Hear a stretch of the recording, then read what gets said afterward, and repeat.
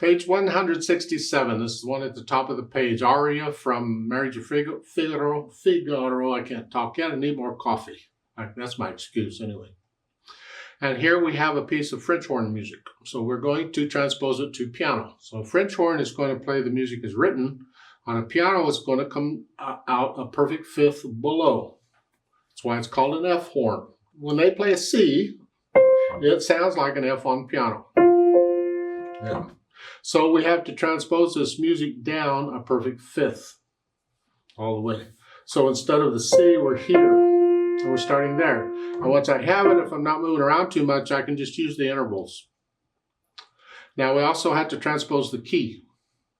So instead of F major, we got to go down a perfect fifth. Perfect fifth from here is here. B flat.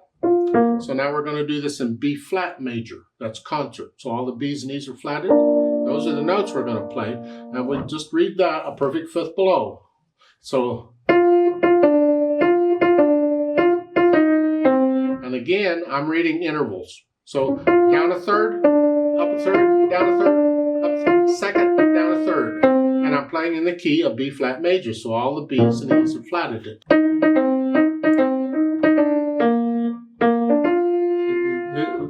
Measure 5, down a third, up a third, down a fifth.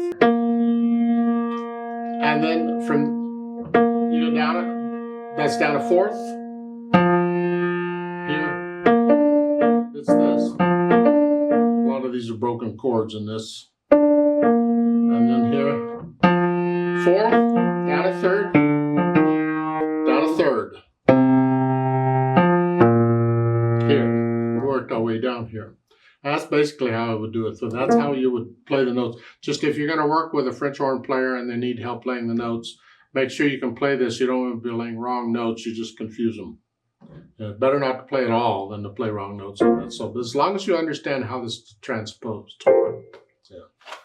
I don't have a lot to say on it. You're just transposing down a fifth. And once I get there, then I can start reading the intervals in the music. Do we go up a fourth or down a fourth or up a fifth or down a fifth or whatever? That's how I do it. You know.